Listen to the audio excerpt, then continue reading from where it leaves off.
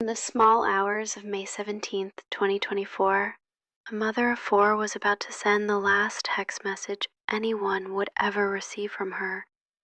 But before I tell you what happened that night, let me tell you about Nikki Saelee-McCain.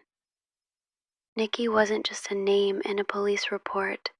She was the heartbeat of her family, the one who remembered everyone's birthdays, who stayed up late braiding her daughter's hair, who called her sister just to hear about her day. When she laughed, it filled the whole room. When she worried, she'd twist her wedding ring around her finger, a nervous habit she developed over the past few years, a habit her family had started to notice more and more. On that Friday night in May, the mountain roads around Redding, California were empty, just darkness pressing against darkness, broken only by the occasional sweep of headlights cutting through the pines. At 12:47 a.m., Nikki's phone lit up one last time. She typed a message to her sister, dropping off a car at my mother-in-law's house. Be home soon. Her sister read it, replied with a thumbs-up emoji, and went to bed. But Nikki never made it home. Saturday morning came. No Nikki. Sunday, Monday. Her kids kept asking where Mom was. Her sister called 17 times, straight to voicemail, every single time. By Tuesday, May 22nd, the family couldn't wait anymore. They walked into the Shasta County Sheriff's Office and spoke 3 words that would change everything. She's missing. What the family didn't know, what they couldn't know, was that 6 months earlier, Nikki had done something incredibly brave and incredibly dangerous. She had filed domestic violence charges against her husband, Tyler McCain. According to court documents, she told investigators that Tyler had restrained her, attacked her, held her against her will for hours. Tyler pleaded not guilty, a trial was set, and Nikki was the star witness. That trial was scheduled for June 2024. She disappeared 3 weeks before she was supposed to testify. 5 days into the search, a deputy driving along Highway 36 spotted something, a white Chevy Avalanche parked at an odd angle near Begum Gorge Bridge, a remote stretch of road that drops off into wilderness so thick, locals say you could disappear 20 feet from the highway and never be found. The truck was locked, windows rolled up tight. The deputy ran the plates, his computer screen flashed back. Nikki Saelee-McCain. When they jimmied open the door, the smell hit them immediately. If you've never smelled death, there's no way to prepare you for it. It's sweet and rotten at the same time. It gets in your clothes, your hair. Officers say you never forget it. The truck's bed had been enclosed, covered, hidden. Inside, investigators found a white sheet, but this wasn't just any sheet. It was soaked through with blood, with decomposition fluids, with evidence that something terrible had happened here. The forensics team worked for hours. They swabbed, they photographed, they documented every stain, every drop. The DNA results came back. Nikki Saelee-McCain, but Nikki herself, gone.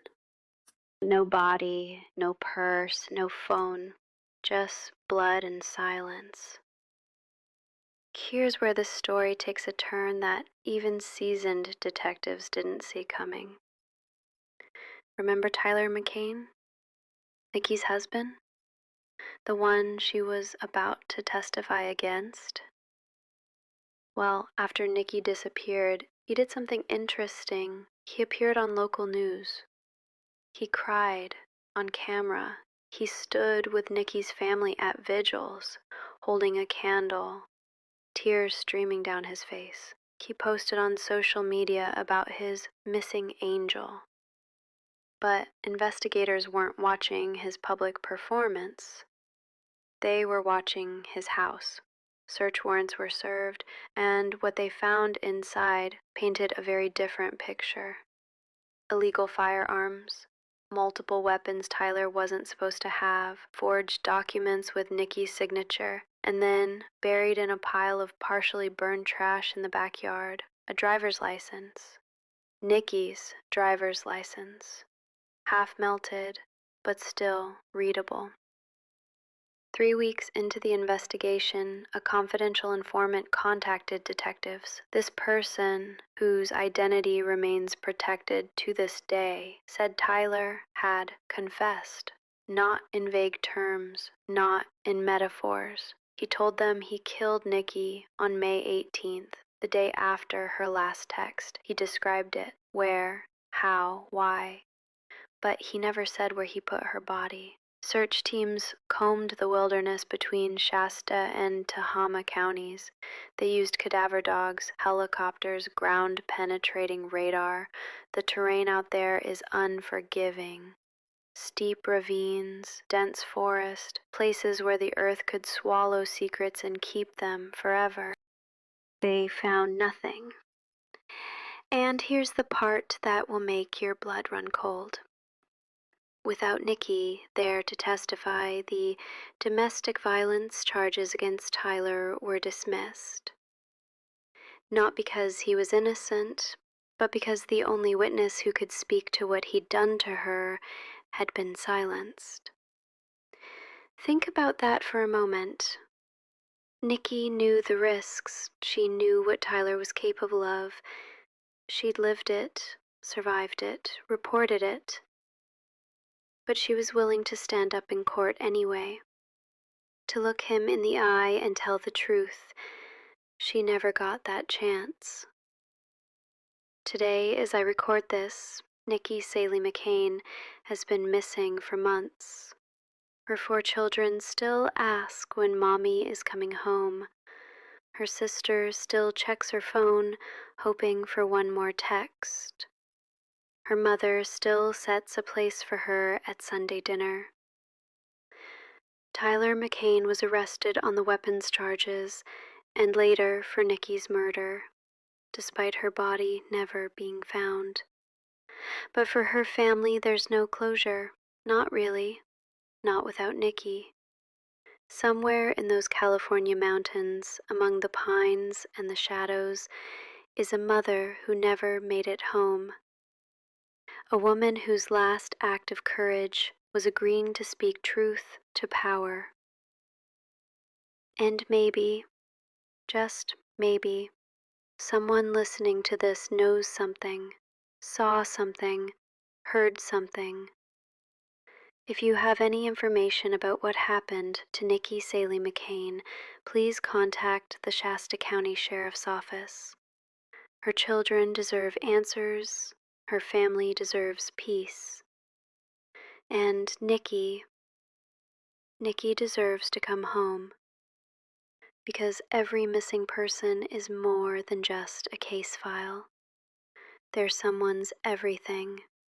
They're the laugh you listen for, the text you wait for, the car in the driveway that never arrives. They're the silence that never stops echoing. Thank you for listening. If you enjoyed this story, make sure to subscribe so you don't miss the next one. Check out my playlist for more true crime, mysteries, and cases that blur the line between reality and the unexplained. And remember, sometimes the shadows are watching you.